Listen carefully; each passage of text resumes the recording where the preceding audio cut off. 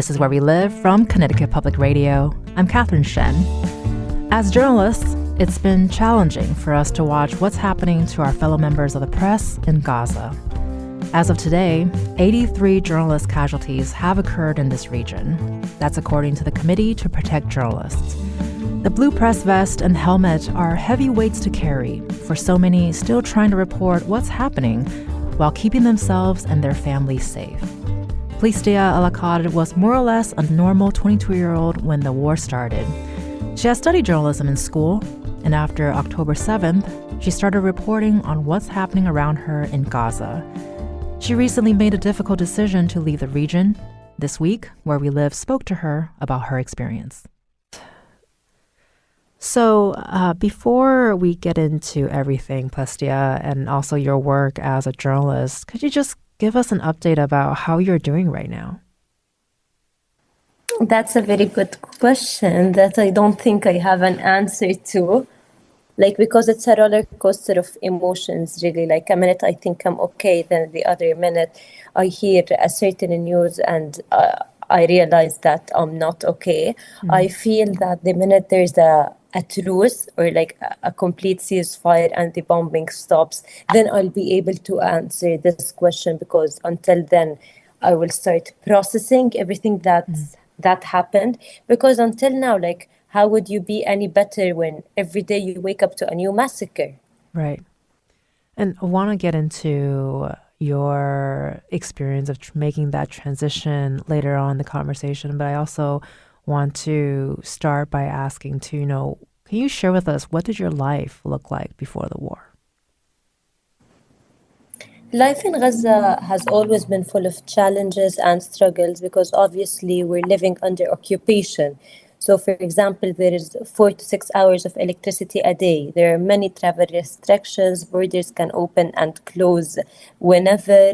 Everything is hard. Everything, life in Gaza is full of challenges and struggles, yet you get used to it and you think that's the normal life, But despite living under occupation and all the challenges that we face, I love life in Gaza. I love how simple yet complicated it is. By simple, I mean I love how simple the people are, how everything is close to each other, because Gaza is a small place. My school was a 5 minute in the car. Then whenever I want to go to a cafe or at a restaurant, nothing really is far away. I love the community there. I love how most of the cafes have the sea as a view. Life in Gaza is difficult, but I love it and I miss it a lot. Well, that's a much shorter commute than I've ever had going to school, that's for sure. And I mean, that's... Yeah, everything is so close to each other. The school is close. I didn't study university in Gaza, but the university, the top 2 universities are close to where I live. The sea is a 10-minute walk. Cafes and restaurants, everything is close to each other. It's not that I live in a strategic location, but everywhere in Gaza is close to every place, basically. I feel that when I say that to people, they don't understand it. And I understand why they don't understand it, because other countries are big and huge, and you need to drive for hours and traffic and so on. But in Gaza, it's not like that. Obviously, there's traffic because of how crowded it is, but still everything is close to each other. Well, if there's I don't know if this is a silver lining, but it's kind of a silver lining hearing that traffic is a universal problem, it seems like. Yeah, definitely. And I mean, I love how you painted Gaza, the Gaza that because that is the place that but not what we as, I want to say, maybe Western viewers or readers know of Gaza. What would you say is your favorite thing about your home country? Okay, I'll say my 2 favorite things. 1, the sea, obviously. 2, the community. I love the sea a lot. In all seasons, you'll find me by the sea, either in summer, in winter, no matter the season. I love the sea a lot. And I love how close the community is to each other and how caring people are. I don't remember once stepping outside of my house and not saying hi to at least 2 people. Like everyone knows everyone. Also, I don't know how to explain it, but everyone knows everybody. I love how caring people are. Like if I was walking in the street and I was crying, for example, a stranger will come up and he or she will be like, "What's wrong? Are you lost? Do you need money? Do you need whatever?" Like people care about each other, even during the genocide. And if you ask me why people are so caring in Gaza, I'd say maybe it's because of the struggles. It got us closer to each other because we all understand each other's pain. I'd say that's why people are caring. Like I remember during the genocide, as a reporter, I used to go to tents to cover stories, and I always built a connection with people, especially children. And I swear, children will be offering me food, offering me bread or water or tea or whatever they have. Taking into consideration there is barely any food in Gaza or barely any clean water, yet people offer and share. And so you had just painted Gaza from your perspective as someone who grew up there, and now you're also seeing Gaza in a different perspective. You're seeing Gaza as a journalist. Has that changed any of your perspective at all? Yes, but in a good way. Let me explain. I'm only 22 years old, obviously, so I haven't dealt with many people in my life. But during the month and a half I was covering the genocide in Gaza, I dealt with people and I met people and I heard stories more than I ever heard the stories or met people in my entire life. So actually, the genocide got me closer to my people and my community because obviously it was my first time, and I hope like maybe it's the last time I covered a genocide that's happening in Palestine. So I got to meet people from different backgrounds, people from everywhere, and hear stories. So did I answer your question? Oh yeah, no, absolutely. And I love that because I want to also get into, you mentioned in your videos that what happened on October 7th, it's not your first glimpse of war. It's not your first, experience of that. So I want to ask, what went through your mind on that morning, the morning of October 7th when this war started? Okay, do you want to hear a funny story? That's not so funny. So on the 7th of October, I was asleep. I didn't wake up to the sounds of bombs or airstrikes. Then when I woke up, I was like, everyone around me is panicking. I was checking the news, and the news outlets were reaching out to me. And like I can hear like the TV is on, Al Jazeera is on, and you need to go to the market and buy bread and buy food and buy everything. And I was like, wow, what's going on?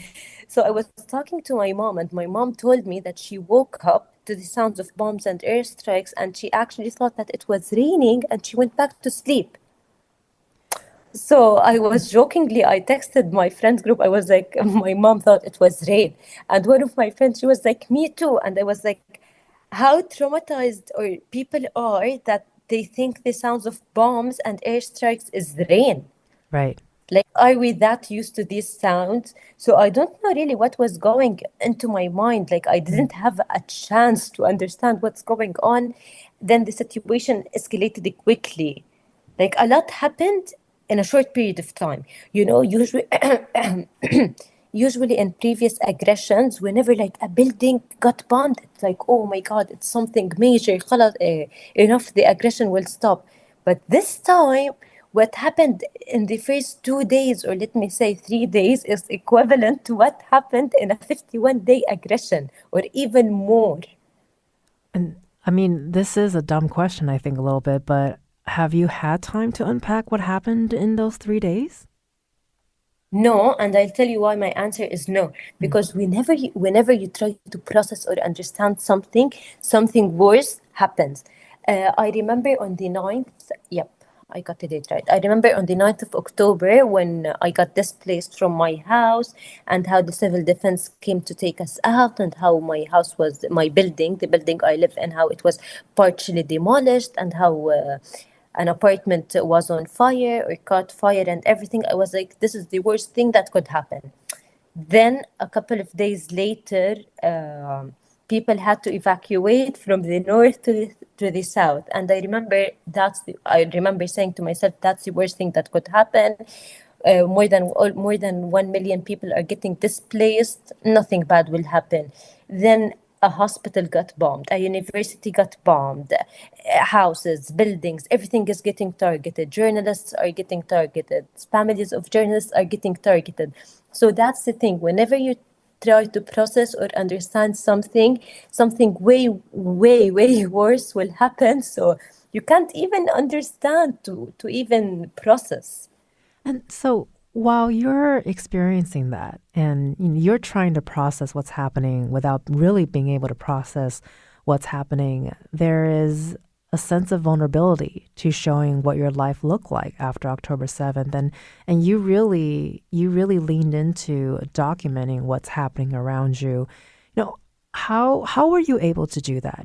Is that also part of the process of helping you understand what's going on by documenting and making videos and speaking to an audience? You know, what gave you the idea or the strength or the courage to do that? Okay, I love journalism a lot, and I knew since I was in grade six that I want to be a journalist or a reporter when I grow up. But I never imagined that I'd be a war journalist or a journalist covering a genocide happening to my homeland. So I feel that I never really had a choice. Like in Gaza, you don't have a choice or time to think, oh, do I want to document or what do I want to do? You found yourself doing that. Like, I don't know how to explain it. I genuinely don't know how to explain it. But you don't, like, for me, I didn't feel that I have an option but to do that. I wanted to help in any way. What I was going to ask, it sounds like it came very naturally, or did you feel a sense of responsibility to document the war?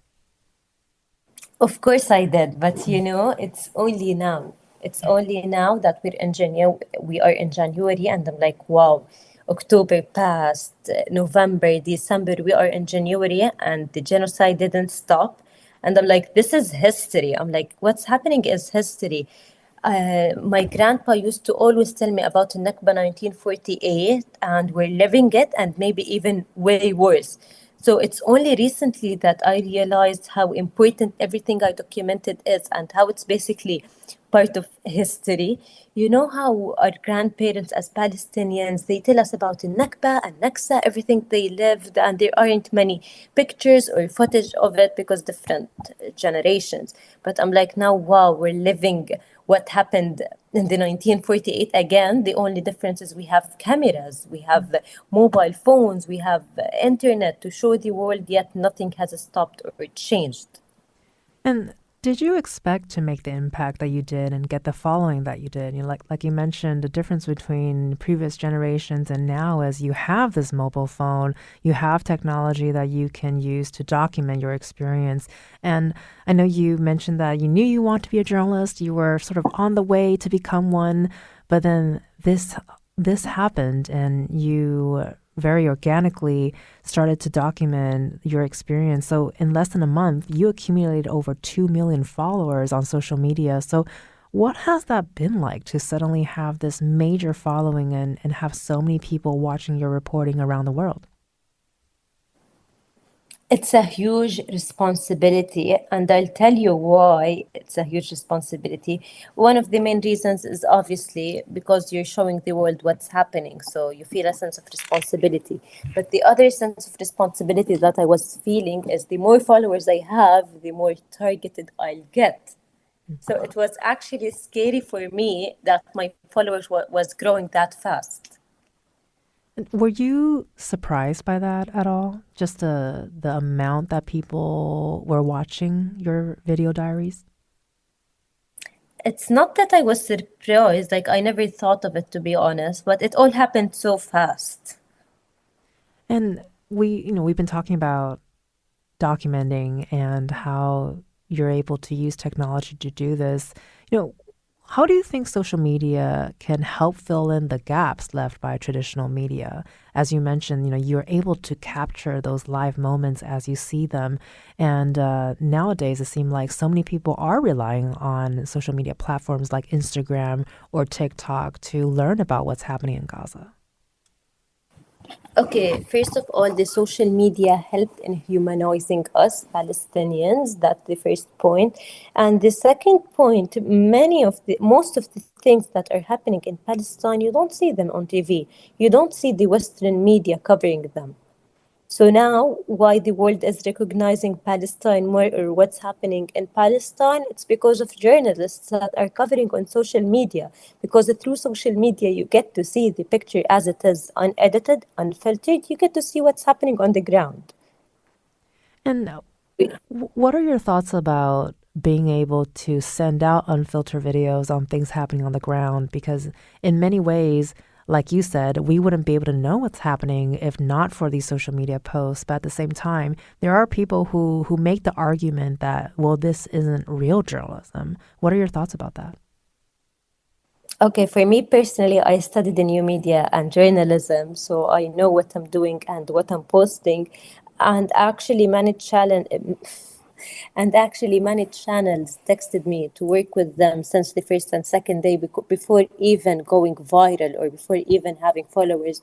And during the genocide, I was working with the British channel and the French program. Like I was already working with channels, but that was not enough. I want to use my Instagram and my platform to just tell people what's happening, And and get to post whatever I want, get to say whatever I want, show the world everything as it is. right, and you're not only just filming videos and imagery as you're going. You're also getting information from Palestinian journalists and getting firsthand sources as you're on the ground. Can you talk about how important that is to get those perspectives? Of course, it is important because when you want to know about what's happening in Palestine, who's better than a Palestinian person living there to tell you what's happening?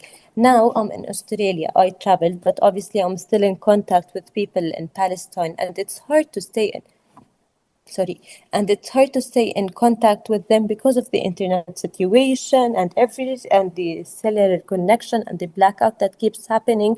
But I'm always talking to journalists and I get information from them. I have some journalist friends. They send me pictures and videos of what's happening. They send me messages, and sometimes I just translate them and post them on my story.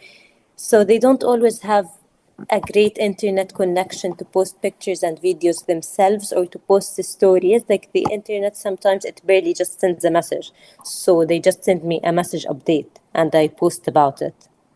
Right. So it's important. It's important to talk to Palestinian voices to understand what's happening in Palestine, not to open a Western media outlet And that may be biased.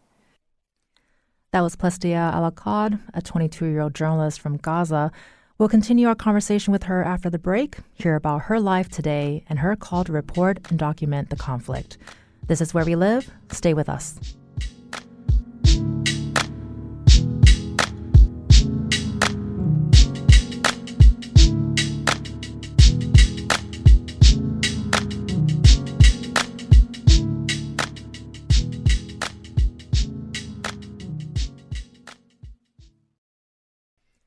This is Where We Live from Connecticut Public Radio. I'm Catherine Shen. This week, we spoke with Plestia Alaqad. She's a 22-year-old journalist from Gaza and recently made the difficult decision to leave the region. For Plestia, life before the war was quite normal. Putting on the press vest and press helmet carried a heavy responsibility. We asked her about that moment. And you've mentioned many times that, of course, this happened so quickly that you haven't really had a chance to process what's going on, and you went from being a quote quote regular person to now a 24/7 journalist covering what's happening in Gaza. What did it feel like to be when the moment you put on your press vest and your press helmet? What was going through your mind? I'm just thinking. No, that's okay. Yeah, what was going on through my mind? Okay, about the press vest and helmet. At first, I used to not take them off. I'm like, I'm about to sleep wearing them, and you know how heavy they are. Like, there may be my weight. I used to feel that I have to wear them for safety reasons. Then I reached to a point that the press vest and helmet are bringing more danger to me, that I took them off while working. And so the press vest and helmet, it started as sort of this this symbol of what you represent, and then later it became a target. How were you able to stay safe as a journalist during all this time? Did you do anything specific? What did that look like for you? There's nothing called stay safe or like be safe during a genocide, you know. It's just by luck that I'm still alive. The Committee to Protect Journalists have been documenting the high risks of reporting in Gaza. And in addition to being killed or imprisoned, some Palestinian journalists have been accused without any evidence of working with Hamas. So when you hear that kind of information, what do you make of those accusations? What do you think about when you hear people accusing Palestinian journalists for working with Hamas without evidence? It's just the propaganda, and for me, the reason they're doing that is to justify why they're killing journalists. And we are now seeing journalists killed in Gaza, and you're a journalist at the start of your career documenting what has happened. How have you been able to process the deaths of your fellow journalists in the region, or have you not? Okay, it has been harder on me when I traveled, to be honest, because when I was back in Palestine, whenever I heard that a colleague of mine or another journalist got killed, of course I was sad and devastated, but it felt like, it's okay, he got killed, I'll get killed the next hour, the next day. So it's not fun, but you feel that we will all get killed. Why would I Right. be sad that a colleague of mine got killed? I will be killed as well. It felt like that. I know that's not a normal way of thinking, and that we shouldn't feel like that. But during a genocide and a war zone, you just see it like that. You see it's a matter of time until we all get killed. But now that I traveled and I know I'm in a safe place, but they're not. Whenever I hear the news of death, it hits me differently. Well, and I think everything you just described is not normal. It's not something that most people have experienced. Do you think? That's the thing. Life in Gaza is never normal, either before the 7th of October or after the 7th of October, because this started 75 years ago. What's happening is not out of a sudden or something new. So that is what I meant when earlier in the conversation I told you life in Gaza was full of challenges and it's never normal. But when you are born and raised in Gaza, you start to normalize things that are not normal because that's what you've known your whole life. And do you think that experience, that very personal experience, helps you with your journalistic work?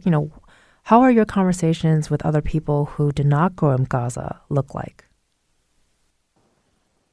Right now, Or any time, really, has there been an experience that jumps out to you in terms of having a conversation or helping someone understand what Gaza's like or what your experiences have been like, for someone who may not understand what that looks like?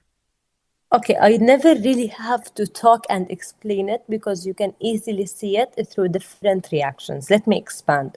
For example, while studying abroad in Cyprus, I remember once we were sitting in a cafe. It was a rainy, cozy night, drinking a hot chocolate with my friend. Then suddenly she started crying and closing her ears.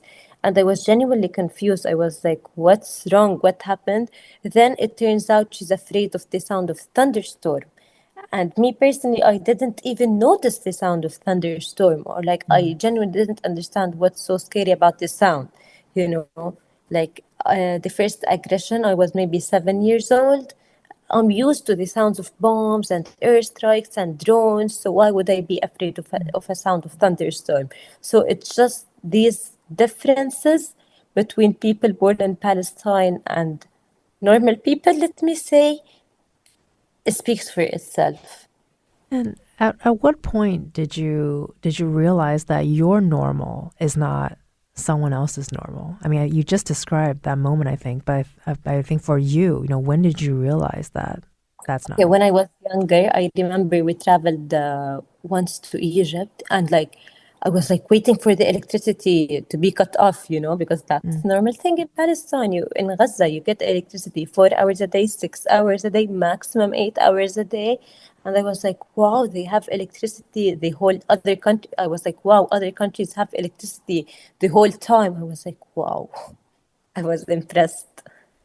And And this is something as small as electricity, but we have major problems in Palestine more than just electricity. right. Well, I was going to say electricity is not a small thing, but I know what you're saying though. And it's, I mean, we've talked about so much so far, and I want to ask, with your experience as a journalist and just as a person, and having these conversations with different people, is there advice, or what advice would you want to give those of us who are working in Western media right now, especially in terms of covering the region? My advice would be is to listen to Palestinian voices more and to listen to people on the ground, and to give Palestinians a platform to talk about what's happening. There are many things that people don't see on TV that people should see on TV. And can you describe what does that look like? What do you mean by there are things that we should be seeing on our TVs and our newspapers? Okay, for example, these stories of people that are in tents. Every person that is living in a tent right now has a story. Mm. I hate how they dehumanize us, and how they act as if we're just numbers. Oh, 30 people got killed, more than 10,000 children got killed, or like more than 1 million, 2 million got displaced. What are the stories of these children that got killed? What are the stories of the wounded people? What are the stories of the displaced people? Who are the Palestinian people? And for yourself, both as a person and as a journalist, what have you been able to do in terms of humanizing these stories? I don't like using the word humanizing too much, because as you say, it kind of has this implication that the other community they're not human, but you do tell stories that help humanize. So how do you do that with your experience? Okay, so basically, I'll talk about my Instagram, the social media platform that I use. That I talk to Palestinian people. I cover the genocide through my eyes as a 22 years old journalist. I cover what's happening, and I give children a voice to talk. I film with them. They just talk and show what's happening. I once filmed with an elderly person who, when she had to escape, how she took her birds with her, for example. Just like the stories of the people, knowing the people, connecting with them. Like, I don't want the world to see us just as numbers. Right. Like, I hate how we Palestinians always get killed, that the world think that's our role, to get killed or to be killed. Like, no, we're not supposed to get killed. That's not our role. Well, and I really loved the video and the caption you posted about meeting a woman who saved some animals, including two turtles. That really Yes, jumped out to me as something that's lighthearted amongst devastation. So how are you able to, or how can you navigate and balance all of that? The beautiful everyday things that you can still capture among war and among the devastation. Palestinian people are the ones who gave me strength to be able to cover what's happening and to continue on with my mission. Other than this story, there's a story that I covered. It was for a young girl. Her name was Lulu. The video was in Arabic, so I'm not sure if you watched it or not. How it was, I met her in a tent, and how she got displaced, and she told me that it's her birthday tomorrow, and how she had a calendar in her house where she has been counting down days and waiting for her birthday. But now, what would like, we're in the middle of genocide? What will she do on her birthday? And that day, my colleagues and we searched everywhere for cake, but obviously we couldn't find any. We just found like some cupcakes, some snacks, and we went the next day to the tent where Lulu was, and we did like a birthday for her. You know, Yeah. No, that's not. so What was her so that's reaction?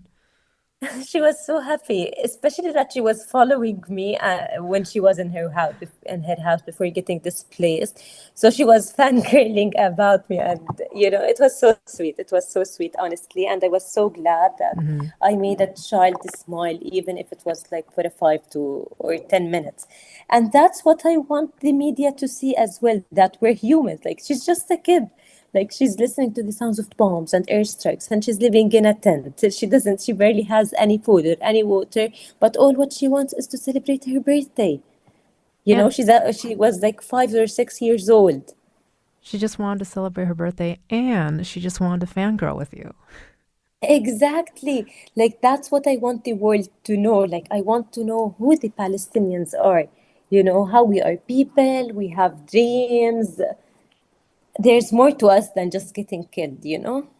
And I mean that is such a powerful story, and I know there are so many of these stories like you mentioned that has so much potential to be told. Do you think social media is the best place to get those stories right now? Yes. Why is that? Okay, what's the thing? As a journalist and a reporter, you talk about what's happening, you cover what's happening in Palestine, you get killed. You post about what's happening in Palestine on social media, you get shadow banned. So it's really difficult to Right. keep posting about what's happening when you feel that the whole world is against you and is targeting you. And that's why it's important to keep posting and sharing what's happening. And social media is a great source. I believe social media is a great source because you get to see what's happening in an unfiltered version from voices on the ground or from Palestinian people. And like many things, you get these amazing storytelling from social media, but on the flip side, there's also been a lot of misinformation and disinformation that's been spreading online about this war. What do you want our listeners to keep in mind about this war in regards to, where they get their information? Always know who to follow, always fact check everything. Like, not everything you see online is true, and not everything you see on TV is true as well. So, always fact check the news that you see. And I want to also jump to the moment, you've been covering what's happening for a couple of months, and how did you make the decision to sort of put down your press vest and your helmet and to leave Palestine? That was a very difficult decision, but it felt like you don't really have a decision. It's either you stay and eventually you will get killed, or you leave.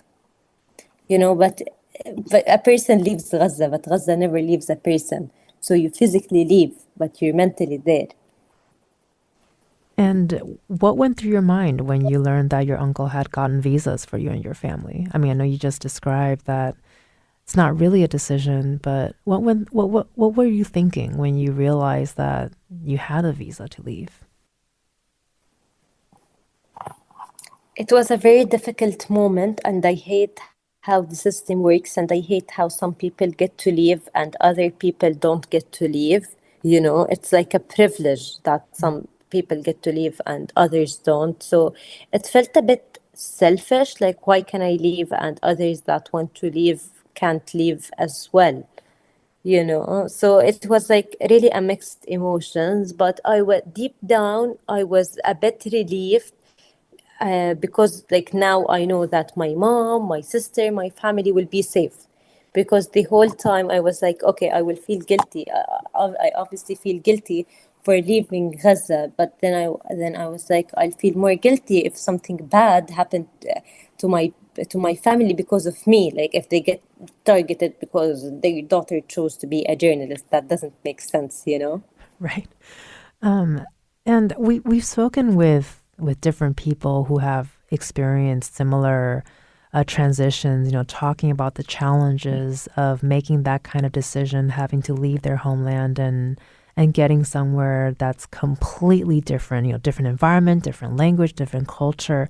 Do you feel safe now that you've left Gaza? Do you feel comfortable where you're at today? I obviously feel safe because I know I won't get killed. But do you feel comfortable? I don't have an answer to this question. No one who leaves his or her country in the middle of a genocide, a war zone where you don't have an option but to leave or get killed will feel, I believe, will feel comfortable any place they go, despite what country you're in. And do you have hope that you're able to return to Gaza one day? Of course I do. Well, you've also mentioned on social media that you've lost a lot of the memories that Gaza has given you because of, the shops and the schools and the streets are gone. But are there things that you want to do to keep those memories alive? Are there things that you can do today to keep those memories alive? You know what's the thing that I don't even have my laptop with me or have the albums and pictures of me when I was young or have the drive that has all the pictures. So all the videos and pictures of Gaza that I have are the ones on my phone. Mm. Like pictures bring back memories, songs bring back memories. But that's the thing, they're destroying and demolishing everything. And that is so personal. And I think it's really difficult to use words to describe those feelings. And I'm asking you to use words to describe your feelings, but what do you hope people can get out from this conversation, by you just sharing that you've lost so much personal, like not just like things, but memories that you can't touch. What do you hope people can learn from this conversation? I hope that people will learn about a journalist in Gaza, and through me, they'll get to know about Gaza more, and they'll get to know that there is more to Gaza than just bombs and airstrikes and demolishment, especially that many people knew about Gaza after the 7th of October and they didn't know about us before. So I want them to know that we are people, we're humans like them, we have dreams, we used to have lives and jobs and a favorite cafe, a favorite restaurant, and so on, but everything is gone now. So I just want them to know that we're humans at the end of the day. That was Plestia Alaqad, a 22-year-old journalist from Gaza. Coming up, more on the difficulties journalists are facing as they continue to report from this region. You can join the conversation, 888-720-9677, or leave us a comment on Facebook and Twitter at Where We Live.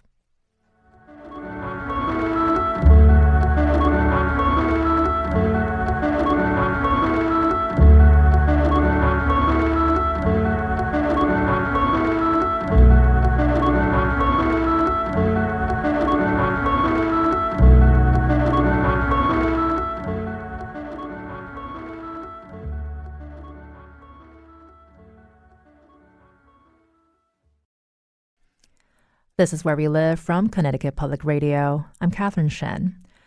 We just heard from Plestia Alaqad. She's a 22-year-old journalist from Gaza. And to help us understand more on the challenges facing journalists like Plestia, we're joined by Laila Hassan, who's an independent investigative journalist who focuses on extremism, human rights, and immigration. Laila, welcome to Where We Live today. Hi, Catherine. Thank you for having me. So I want to start off by asking, because you've been following the conversation with Plestia, can you respond to what you've heard? Anything that jumped out to you?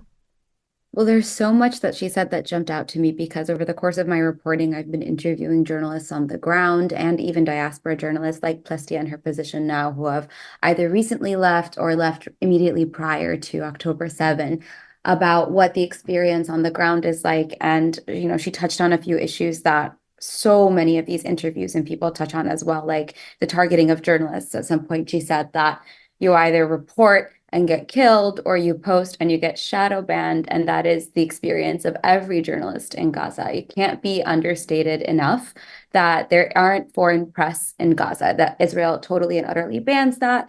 But even so, we have journalists on the ground that are eyes and ears in Gaza that aren't really able to do the reporting that they need to do. So when she talked about being targeted and being in dangerous situations, the Committee to Protect Journalists has, yes, an account of how many journalists have been killed, but they've also emphasized time and again that this is the most dangerous situation ever for journalists in its history of documenting violations of press freedoms or repressions of press freedoms and censorship. The Israeli army has killed more in 10 weeks, and we're now beyond that, but the Israeli army's killed more in 10 weeks than any state or entity has in an entire year of journalists. And so it really is a dire situation for journalists on the ground. In my reporting, I've written that by far the all-encompassing task of journalists in Gaza are to stay alive, because oftentimes they'll risk that in order to do that kind of reporting. If not being targeted by Israel, they're also putting themselves in positions where they're in environments that have just been bombed and can see further bombing, or they head to areas of live fire, or they're in the hospitals as they're being sieged and bombarded by the Israeli army. They are constantly in harm's way. And like the majority of other civilians in Gaza, they're also experiencing the same life-threatening conditions that regular non-reporting citizens are. They're also facing a famine. They're also facing the threat of more explosions and bombs. They're facing the threat of imprisonment and disappearing.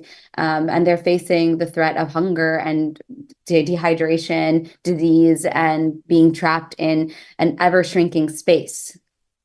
And so you just described the impossible circumstances that Plestia also talked about during her reporting and living in Gaza. And she also mentioned that she felt like she had to document what was going on there. We heard that she knew she wanted to become a journalist when she was in sixth grade, but did not ever thought that she was going to become a war reporter. And she also mentioned that she never really had a choice. So is this a sentiment that is common? Is that something that you're hearing as well? Yes, definitely. And from the journalists that we've spoken to or that I've spoken to, really what keeps them going from day to day is the ability to report and document on this historic and, beyond tragic is the understatement of a century here, situation. And, what is essentially what they call their own genocide, covering it and also experiencing it is what keeps them going from day to day. We've had journalists tell us that their feelings of helplessness and hopelessness deepen when they're unable to report. And I'm speaking specifically to the communications blackout. They feel incredibly compelled to report and stifled and distressed, which, thereby also puts themselves at risk of getting killed because their minds aren't fully sharp, or they feel that they're in distress and can't fully cope. And that's when they're unable to report because that's their lifeline. That's their purpose. Plestia also mentioned it being a form of documentation, not just because it relates to previous histories that the Palestinian people have suffered, like the Nakba, but also because their role currently today plays such an immense and impactful role on whatever future impact or whatever future consequences are to come because of the intense bombardment in Israel. The International Court of Justice today, and in South Africa's case there, drew on so much of the social media reporting and so much of the journalists in Gaza's reporting to make its case. That their reporting on the ground has such real life impact and real life consequences that I completely understand and hear time and time again that not only does this give us reason to live and to try tomorrow, we also know that this is our duty to our country, and we have to do this in order for it to ever have a day of justice or a potential day of justice.